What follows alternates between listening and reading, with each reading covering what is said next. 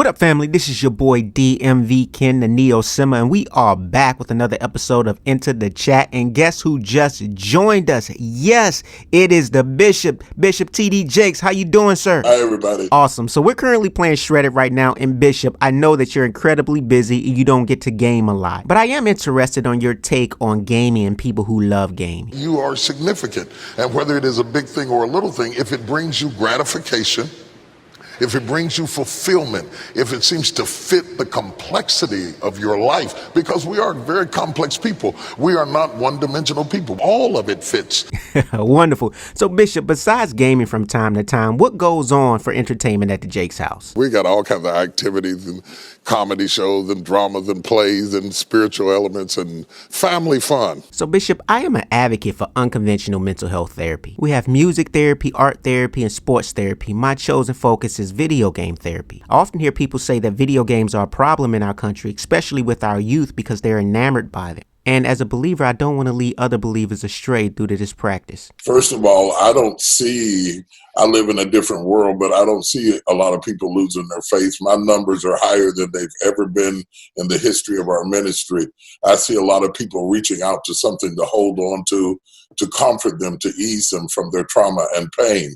Bishop Jakes, you frequently teach about balance, and I tell my mentees all the time that you just can't find happiness within video games. Can you talk about finding happiness in balance in your life? It doesn't necessarily give you a happiness. You have to take responsibility of that peace and that joy that lives inside of your heart and not inside of your stuff.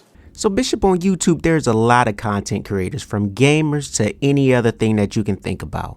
We pour hours into our content, and sometimes we can get negative feedback or comments that can be discouraging and make us want to quit or make us insecure about the content that we're creating. You're a successful pastor, writer, and businessman. What advice would you give to content creators? If you don't see yourself as valuable, nobody else will. People, when you walk into their atmosphere, they draw you into the cosmos of their own drama. Enjoy your relationship with yourself, and then anybody else who comes in, they enter into a party you already started. So sticking with YouTube struggles, the YouTube algorithm is very, very challenging. Some days we have good days, we have bad days, we have ups and downs, and we're working toward a goal. And sometimes when we're working toward a goal, whether it be watch time or subscribers, for YouTube to take away those watch times or subscribers can be very, very discouraging. I think we have detours. We have setbacks. I think we have obstacles. We have roadblocks. We find ourselves in situations where we have to reroute ourselves in order to overcome the obstacles. Well, Bishop, your channel is huge. How many watch hours do you guys average? Well, we were running about 100 and some thousand when we were in Atlanta each day.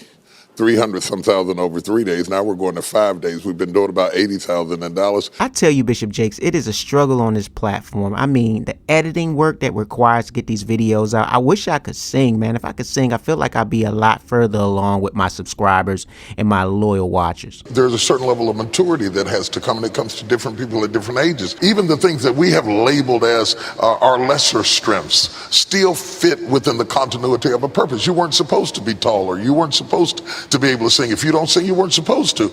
Understanding that you don't spend your life trying to be what you are not. In the building of your channel, did your media team go through some adversity? Absolutely, because it is through the disaster, it is through the adversity that our strength is developed.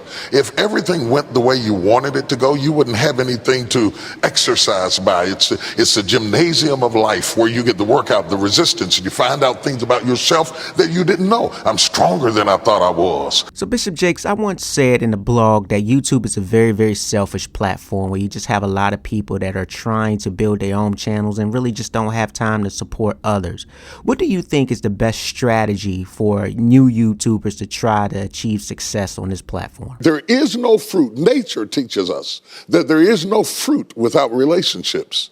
You cannot be fruitful by yourself in business, in home, in life, in church. I don't care what it is. You are no more than the relationships you surround yourself with, and make sure that those are good ones. Bishop, what's the best way to avoid burnout? Balance work with play.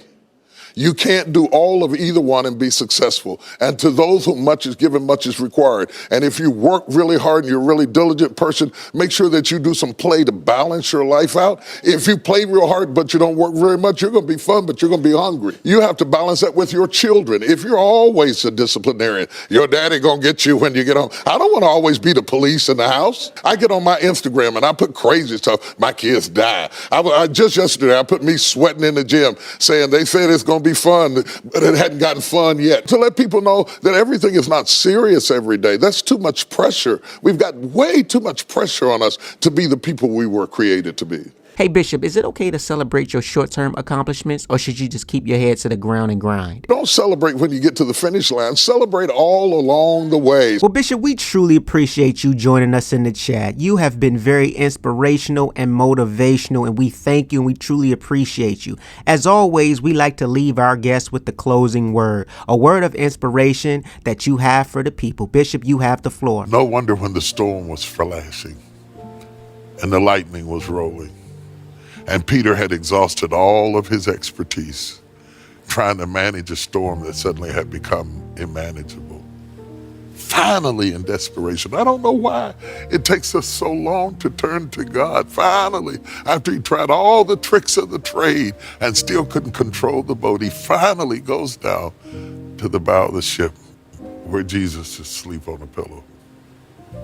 That should have been a big hint to him that nothing in the disruption had disturbed Jesus. It must have been that Jesus knew that no lightning, no thunder, no wind, no wave, no water could hinder his purpose. Imagine sleeping through a hurricane. And yet the God who was so asleep that the hurricane couldn't wake him, when Peter cried out, he woke right up. That's the God we serve, who is so attentive to your voice that it affects him greater than thunder and lightning.